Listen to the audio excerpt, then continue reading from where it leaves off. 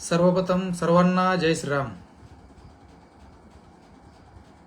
सर्वांना आवाज व्यवस्थित येतोय? आज मुद्दाम म्हणून लाईव्ह येण्याचं कारण म्हणजे काय झालंय की त्याची गरज वाटली मला. सर्वप्रथम माझ्यावर प्रेम करणाऱ्या व्यक्तींची दिलगिरी व क्षमा मागतोय की आपण आज फॉर्म विड्रॉल केला आणि आपले महायुतीचे उमेदवार विठ्ठलराव लंगे पाटील यांना आपण पाठिंबा दिलाय. पाठिंबा दिला म्हणण्यापेक्षा माननीय उपमुख्यमंत्री देवेंद्रजी फडणवीस साहेब जे आपल्याला प्रत्येक संकटातून बाहेर काढतात त्यांचा आदेश टाळून आपण कुठलाही निर्णय घेऊ शकत नाही. व भारतीय जनता पार्टी हे आपल्या नसानसामध्ये आणि रक्ताच्या थेंबावर गोंदल्यासारखा पक्ष माझ्यासाठी तो आहे. जन्मल्यापासून भारतीय जनता पार्टीवर प्रेम करत आलो आणि ते मरेपर्यंत करत राहणार. ही श्रद्धा माझ्या पक्षावरती आहे आणि भारतीय जनता पार्टी आणि युतीने घेतलेला निर्णय तो मला मान्य आहे.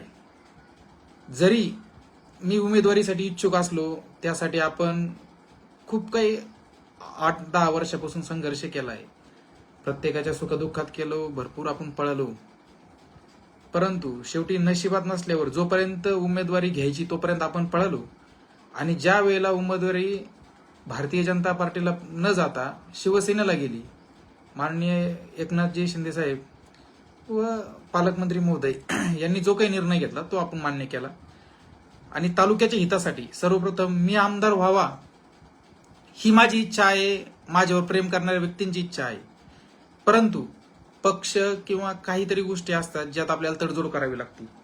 जर आपण फॉर्म मागे नसता घेतला परिणामी विरोधकाला त्याचा फायदा झाला असता.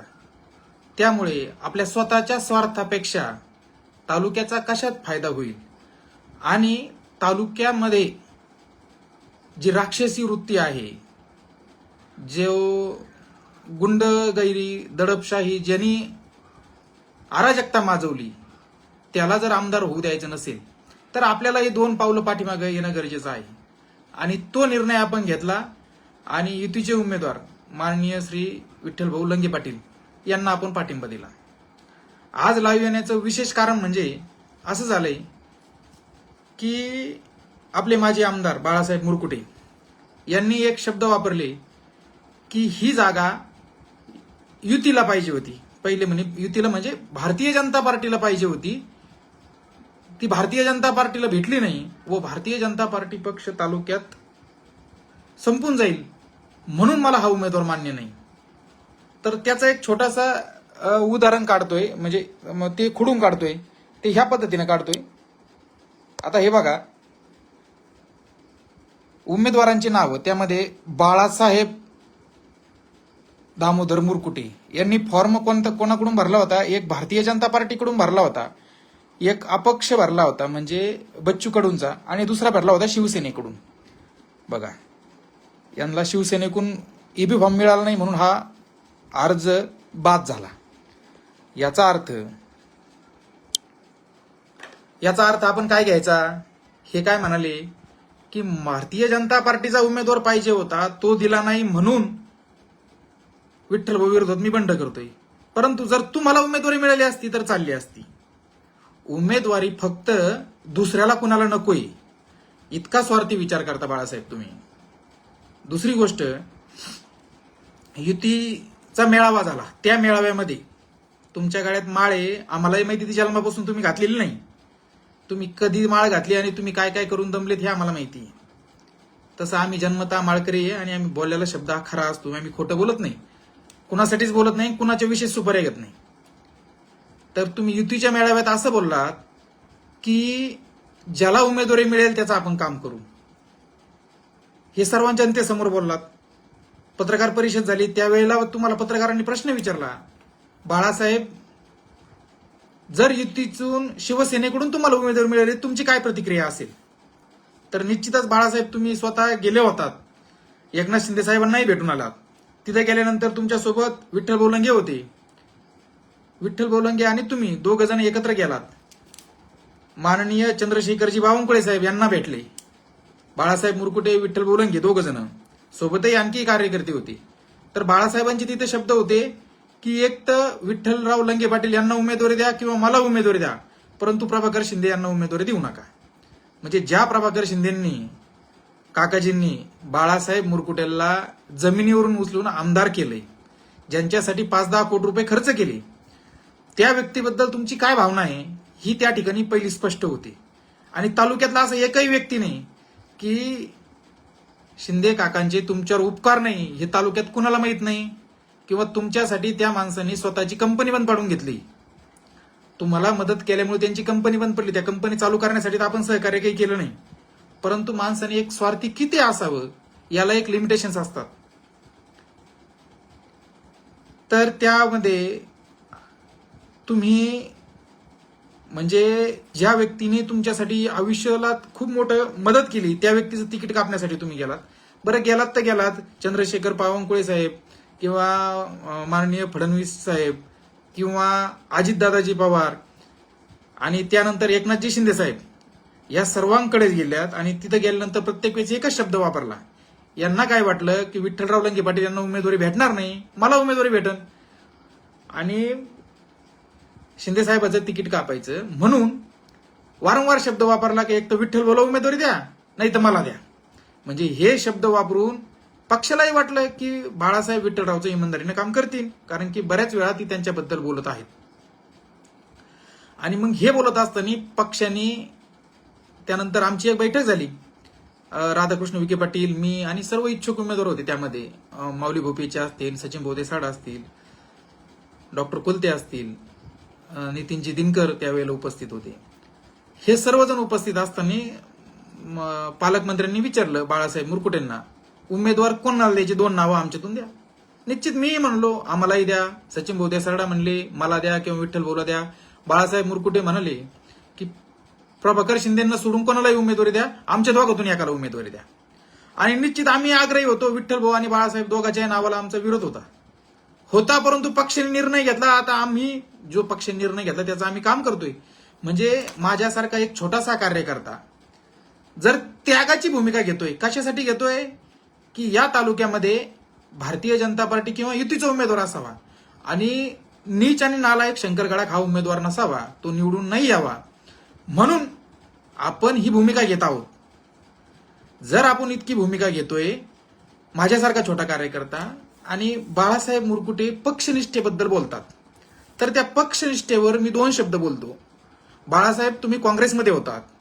जी व्यक्ती काँग्रेसमध्ये होती, आल्या आल्या भारतीय जनता पार्टीनं 2014 मध्ये तुम्हाला 15 दिवसामध्ये आमदार केलं मोदी लाटेमध्ये. जर तुम्हाला ज्या पक्षाने 15 दिवसात आमदार केलं, ज्या पक्षाने दुसऱ्या वेळेलाही तुम्हाला निधी दिला, तुम्हाला पुन्हा आमदारकी दिली, तुम्हाला सर्व भारतीय जनता पार्टीने इतकं काही दिलं की 10 वर्ष तुम्हाला तालुक्याचं प्रमुख ठेवलं, विधानसभा प्रमुख ठेवला, येणारा पक्षाचा पूर्ण मेंटेनन्स असेल, सोशल मीडिया वॉररूम असेल, प्रत्येक निधी असेल तो तुमच्या हातात दिला. एवढं सर्व देऊन पक्षाबद्दल तुम्ही प्रामाणिक आहात का? तुम्ही बोललात विठ्ठल बोला की तुम्ही 4 पक्ष बदलले, पण तुम्ही काँग्रेस सोडून उमेदवारीसाठी भारतीय जनता पार्टीत आलात. भारतीय जनता पार्टीनं आल्या आल्या सन्मानाने तुम्हाला उमेदवारी दिली, 2 वेळा उमेदवारी दिली 10 वर्षामध्ये. तुम्हाला उमेदवारी ज्या दिवशी भारतीय जनता पार्टीनं नाकारली त्या दिवशी तुम्ही 1 मिनिटामध्ये प्रहारमध्ये बच्चू कडूच्या पक्षामध्ये जाताय. मग तुमच्याकडे कोणती पक्षनिष्ठा आहे? जर तुमच्याकडे पक्षनिष्ठा असेल आणि पक्षावर बोलायचा अधिकार बाळासाहेब तुम्हाला याच ठिकाणी नाही, कारण की तुम्ही भारतीय जनता पार्टीने 2 वेळा उमेदवारी देऊन देखील तुम्ही 1 वेळा सुद्धा भारतीय जनता पार्टीचं काम करू शकत नाही. आणि तुम्ही विठ्ठल भाऊंना नाव ठेवताय. तर विठ्ठल भाऊला नाव का ठेवता तुम्ही की विठ्ठल भाऊ मॅनेज आहे, अमकं आहे, तमकं आहे, तमकं आहे, तुम्ही त्यांच्यावर आरोप करताय. बरं, तुम्ही जो तालुका अध्यक्ष निवडला त्याला घुले पाटलांची किती टेंडर आहेत भुशाचे? बरं, 14 ते 19 तो काळामध्ये भाऊसाहेब फुलरींचा एक फोटो दाखवा मला प्रचार करताना. मग तुम्ही घुलेंचा तालुका अध्यक्ष का निवडला? दुसरी गोष्ट, तुम्ही विठ्ठल भाऊ कारखान्याचे डायरेक्टर बॉडीवर आहे इथपर्यंत ठीक आहे, शेतकऱ्याच्या प्रश्नासाठी असतील किंवा काही तडजोडी असून ते डायरेक्टर असू शकतात, परंतु विठ्ठल भाऊ प्रामाणिक आणि सरळ बोलतात, हे मला पटतंय. म्हणजे जे आहे ते स्पष्ट मी बोलतो. त्यानंतर घुलेंचा कारखाना बिनविरोध का झाला हे मला सांगा. तुमच्या सौभाग्यवती त्या कारखान्याच्या हे आहेत, सभासद आहेत, तुम्ही स्वतः सभासद आहेत, तुमचे काही पाहुणरावळे सभासद आहे. विश्वासराव काळे पाटील भाऊसाहेब, आम्ही ना त्यांना प्रेमाने नाना म्हणतो, भानाशिवरा, त्यांचाही फॉर्म होता. अशा आपल्या सर्व लोकांनी भेंड्याच्या कारखान्याचा जे इलेक्शन लागले त्याचे फॉर्म भरले होते आणि उमेदवारी केली. या सर्वांच्या उमेदवारी विड्रॉल करण्यासाठी त्यांच्या विड्रॉलवर सह्या घेऊन ठेवल्या आणि सर्व कार्यकर्ते घरी झोपत असताना घुलेंसोबत डील करून तुम्ही 28 लाख रुपयाला फक्त कारखाना बिनविरोध केला. जर तुम्ही घुलेंचा विरोधक, तुम्ही कट्टर होतात, जर तुम्ही विठ्ठल भाऊ नाव ठेवतात, अरे तुम्ही तुमच्या बायकोनी दोघांनी तरी फॉर्म ठेवायला पाहिजे होता. त्या 2 जागेत जरी इलेक्शन लागायला पाहिजे होतं. ते कॉम्प्रोमाइज झाल्याशिवाय का तुम्ही विड्रॉल केला? तुम्ही घुलेच्या कारखान्यातील तुमचा फॉर्म किंवा तुमची उमेदवारी का विड्रॉल केली?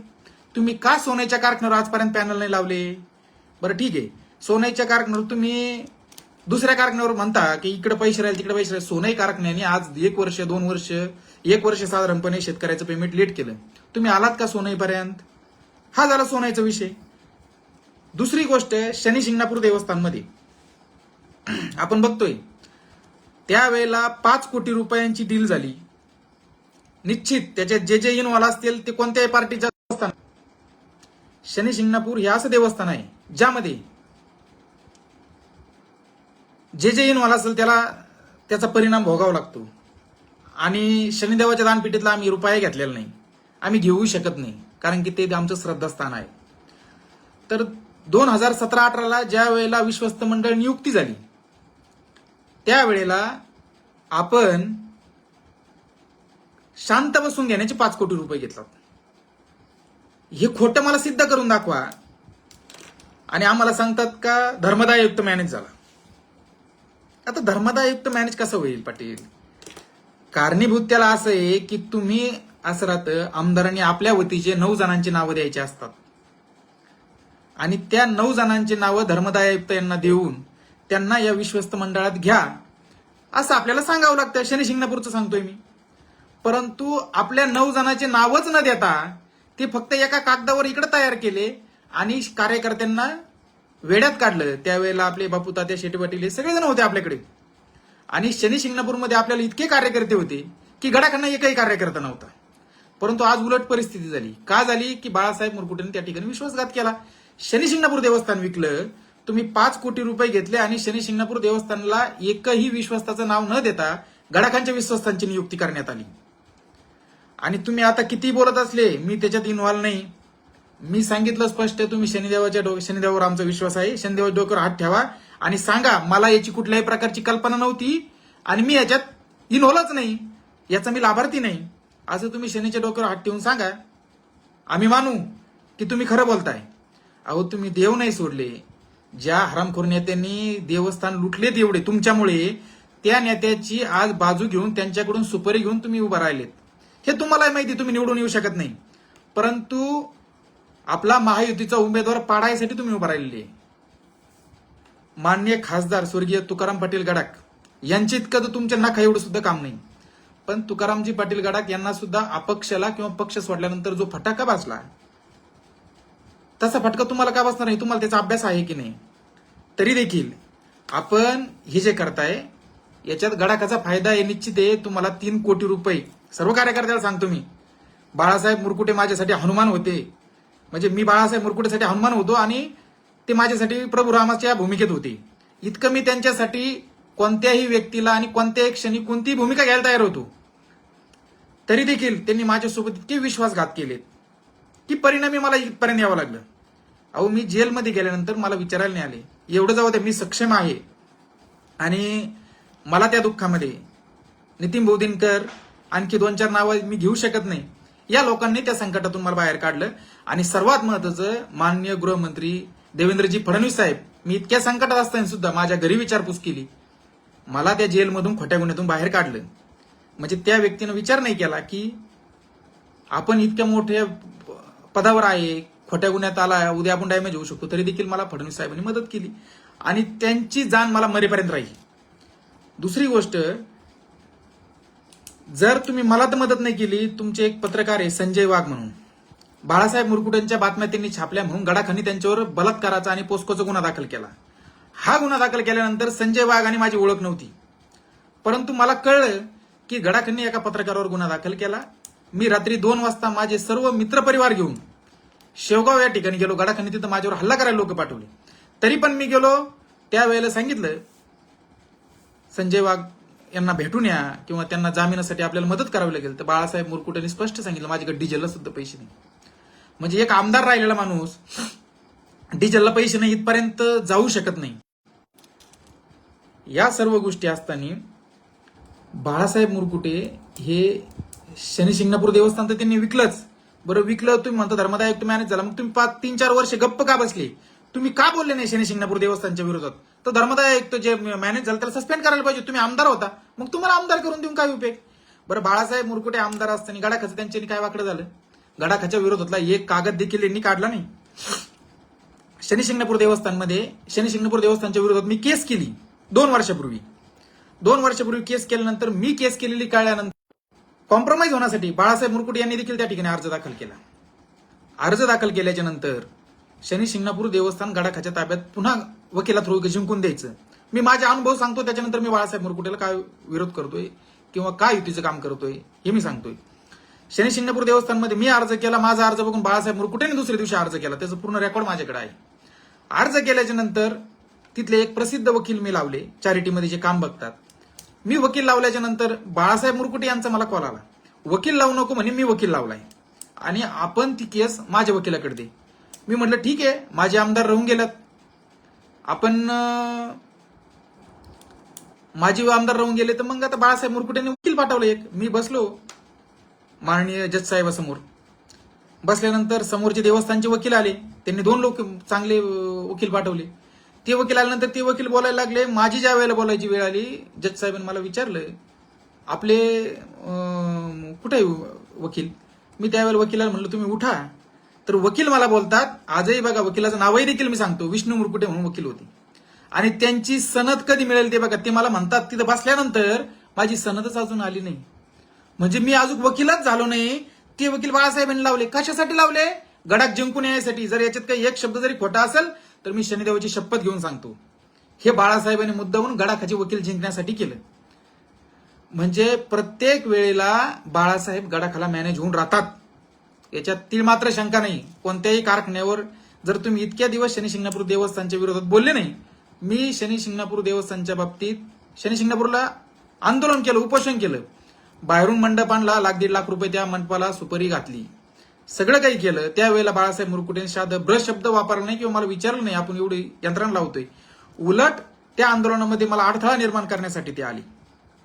ज्या वेळेला मी उसाचं आंदोलन केलं त्यावेळेला सर्व फोटो बघा, सगळं करा, बाळासाहेब मुरकुटेंनी मला त्यावेळेला मदत केली का?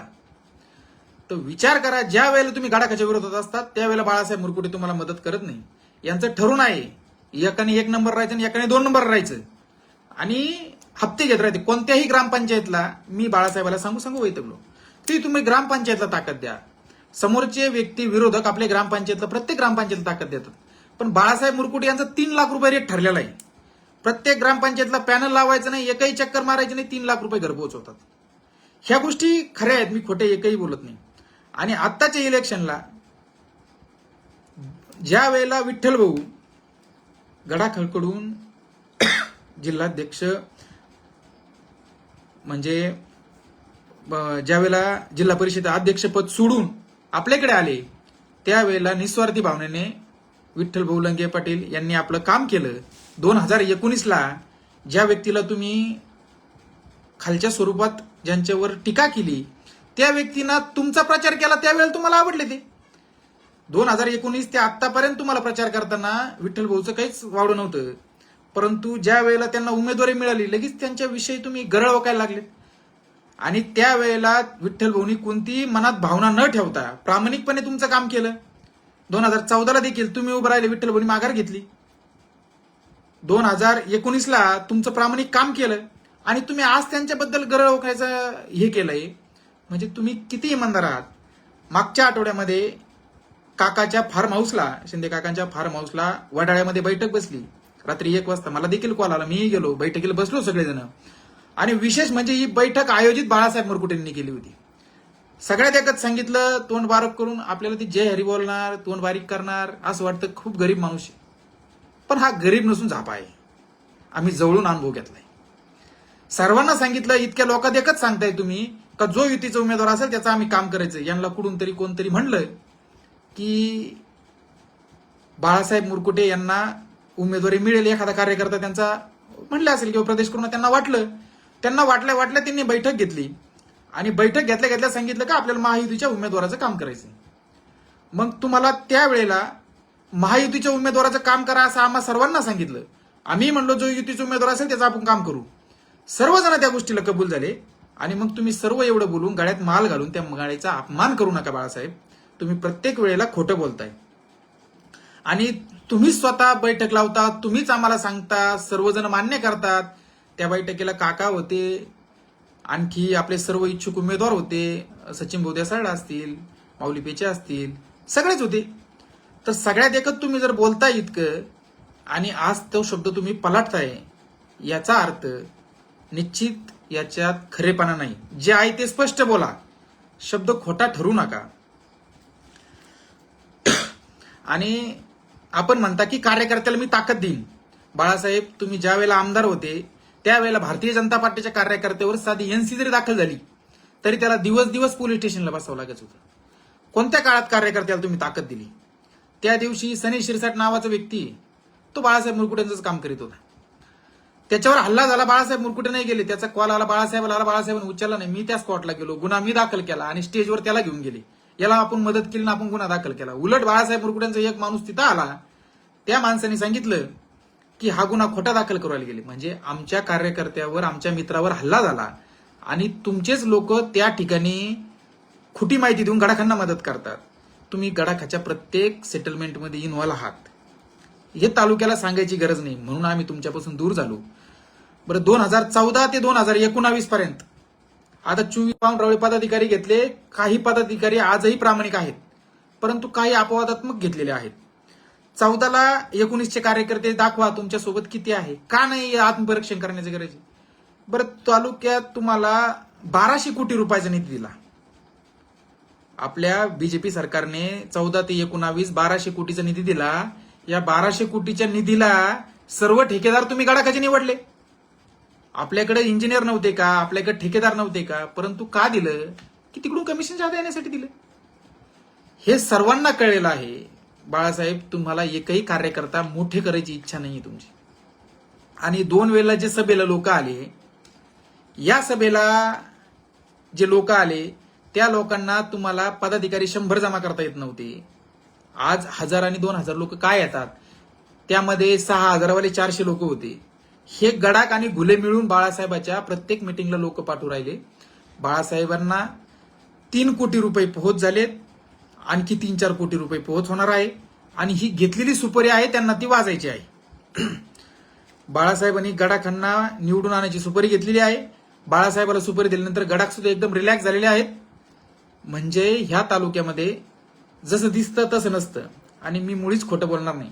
बाळासाहेब मुरकुटेंनी सुद्धा शनीच्या डोक्यावर हात ठेवावे आणि सांगावं की माझा लढा प्रामाणिक आहे. कार्यकर्ते भोळे आहेत. बाळासाहेबाच्या कुठं कंपन्या आहेत, फॉरेनमध्ये कंपन्या आहेत, पुण्याला कंपन्या आहेत. तुम्ही कुठं प्लॉट घेतले, कुठं जमिनी घेतल्या. तुम्ही 400 कोटीची काळी संपत्ती जमवलेली. आणि ही संपत्ती जमवलेली असताना इथं बोलायचं कारण असं की बेलपिंपळ गटामध्ये गरीब शेतकऱ्याकडून तुम्ही पैसे घेतले. ते बिचारी शेतकरी भोळे बाबडे आहेत. त्यांना वाटतं हा खरंच माळकरी माणूस आहे आणि ते लोक तुम्हाला वर्गण देतात. अहो, तुमच्या मेवण्याला 100 एकर वावर घेतलाय तुम्ही श्रामपूरला. ही परिस्थिती आहे, तर आम्हाला कशाला बोलायला लावता? त्यामुळे तुमची काय परिस्थिती आहे, तुमच्या कुठं काय इन्व्हेस्टमेंट आहे, बाळासाहेब सगळं जर काढलं ना माझ्याकडे गडाखाचा सगळा डाटा येतो म्हणजे तुमचा डाटा येणार नाही असं काय नाही. 400-500 कोटीची तुमचीही प्रॉपर्टी आहे, त्याचीही डिटेल्स माझ्याकडे आहे. मी खोटं बोलत नाही. आणि आपल्याला नम्र विनंती करतो की उमेदवारी आणि लढत ही एकाच एक झाली पाहिजे. तुमच्या उमेदवारीमुळे काही आपले मतदार संभ्रमित होतात आणि ते डिवाइड जातात. दुसरी गोष्ट, आता जे बाळासाहेब आम्हाला कार्यकर्ते आहेत, या कार्यकर्त्याला बाळासाहेब कधीच ताकद देऊ शकत नाही. ती ताकद कशी देऊ शकत नाही की आजपर्यंत त्यांनी ताकद दिली नाही. प्रत्येक वेळेला मी मदत करतो, ते कार्यकर्ते घेऊन या स्टेजवर जातात.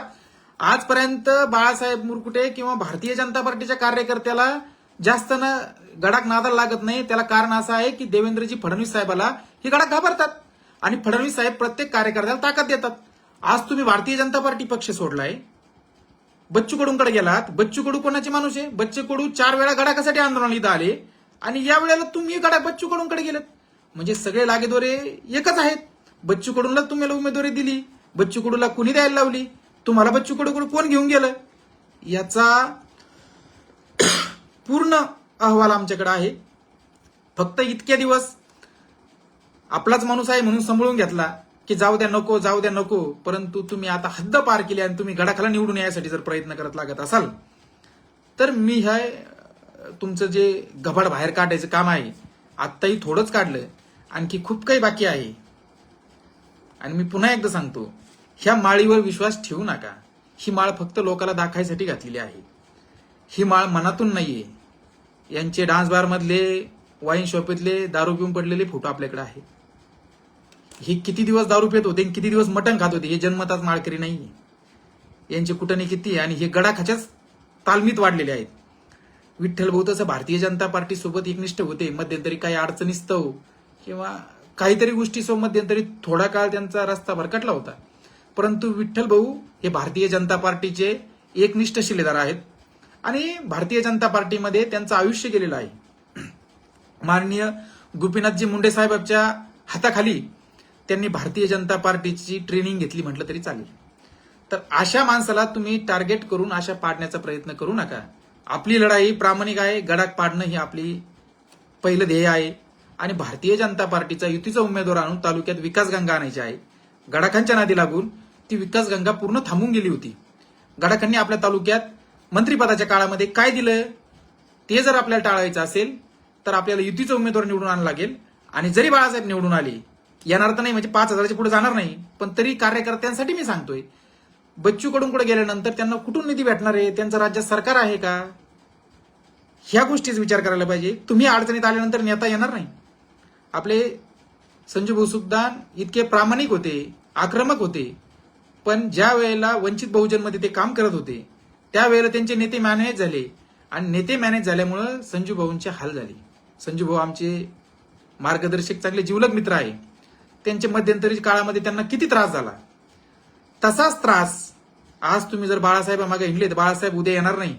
मी बाळासाहेबांसाठी काय काय केलेलं आहे. मी पदर घरातले पैसे इलेक्शनला वाटलेले आहेत 2019ला. 1 रुपया लाभार्थी नाही बाळासाहेबाचा. मी 1 रुपयाचं काम बाळासाहेब करून घेतलं नाही. आजपर्यंत प्रामाणिक 10 वर्ष मी बाळासाहेब मुरकुटेंचं काम केलं. पदर खर्चाने सगळे मित्र घेऊन जायचे. बाळासाहेबांची कुठेही रॅली आली की तिथं मी नाश्ता चारायचो. कुणालाही कोणत्याही कार्यकर्त्याला विचारून बघा, मी माझ्या पदर नाश्त्याची सोय प्रत्येक ठिकाणी करायचो. आज त्या प्रत्येक ठिकाणी मी पैसे वाटले किंवा बरेच मी बाळासाहेबांचं खूप काही भार घेतला, परंतु माणूस गद्दार निघाला म्हणून मी सोडला. आणि कळकळीची विनंती, मित्र कसा असावा, ज्याचा बालपणीचा मित्र त्याच्या सोबत असावा. बाळासाहेबांचे सर्व मित्र बाळासाहेब मुरकुटेंना 2014ला आमदार करण्यासाठी नितीन भाऊ दिनकर, सतीश कर्डिले, राजू काका मते असे अनेक नावं आहेत, परंतु हे नावं तुम्हाला कुठेही दिसणार नाही. या सर्वांसोबत बाळासाहेब मुरकुटेंनी घात केला. आणि सर्वात महत्वाचं, बाळासाहेब मुरकुटेंना पक्षातला माणूस मोठा झालेला आवडत नाही म्हणून ते कायमस्वरूपी ज्याच्याकडे गट्स आहे त्याला टाळत आले. पक्ष घरात ठेवण्याच्या नादात पावनरावळ्याला पद देत गेले. परिणामी या पक्षाची गल्लीपासून दिल्लीपर्यंत भाजपमध्ये जाण्यासाठी लोक इच्छुक आहेत. परंतु नेवासा तालुका एकमेव असा आहे की जो तालुक्यातून भारतीय जनता पार्टी सोडून दुसऱ्या पक्षात लोक गेले. त्याला कारण असं आहे की तालुक्याचा प्रमुखच चांगला नाही आणि कार्यकर्ते विचारतात की बाळासाहेब मुरकुटेला तिकीट का नाही दिलं. बाळासाहेब मुरकुटेने एक कार्यकर्त्याचा प्रवेश केलेला दाखवावा. बाळासाहेब मुरकुटेने एक भारतीय जनता पार्टीची शाखा या ठिकाणी उघडलेली दाखवा आणि बाळासाहेब मुरकुटेंनी एक कार्यक्रम व्यवस्थित केला किंवा कार्यकर्त्याला ताकद दिली असं दाखवावे. त्यानंतर बाळासाहेब मुरकुटेंनी देवस्थान विकले, त्याचे कमिशन घेतले. हा रिपोर्ट भारतीय जनता पार्टीच्या कार्यालयात पूर्ण गेला, म्हणून बाळासाहेब मुरकुटे यांना उमेदवारी भेटणारच नव्हती, हे आम्ही आधीपासून सांगतोय. त्यामुळे आपल्या सर्वांना कळकळीची विनंती आहे, आपलं मत वायाला जाऊ देऊ नका. बाळासाहेब मुरकुटेंनी सुपारी घेतलेली आहे, गडाकाकून त्यांना गुले थ्रू सुपारी पोहोच झालेली आहे आणि ती सुपारी ते वाजवणार आहेत.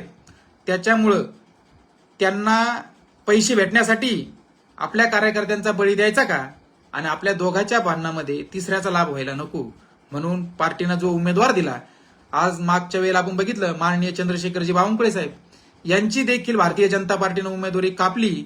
उमेदवारी कापल्यावर बावनकुळे साहेब यांनी एकही शब्द न वापरता त्यांच्या एका कार्यकर्त्याला उमेदवारी मिळाली. त्यांनी प्रामाणिकपणे पक्षाचं काम केलं आणि थोड्या दिवसामध्ये त्यांना भारतीय जनता पार्टीचं प्रदेशाध्यक्ष या पदावर नियुक्ती केली. म्हणजे निष्ठेला पण थोडी किंमत पाहिजे. तुम्हाला भारतीय जनता पार्टीने 10 वर्ष एवढं केलं, 1 वर्ष पार्टीची सेवा करण्याची संधी तुम्हाला मिळाली होती, त्याच्यात सुद्धा तुम्ही गद्दारी केली. आणि बाळासाहेब मुरकुटेची हिस्ट्री बघा, सर्व कार्यकर्त्याला आज तुम्ही ज्याच्यासोबत आहेत त्याचे सर्व जुने कार्यकर्ते का सोडून गेलेत, हे कोणी स्वार्थापोटी नाही, परंतु आम्हाला यांच्याबद्दल सर्व काही गोडबंगाल उघड झालेला आहे. बाळासाहेब मुरकुटे गडाखाकून वारंवार पैसे घेतात आणि त्यांची सुपारी वाजवतात, त्याच्यामुळं अजून खूप काही आहे.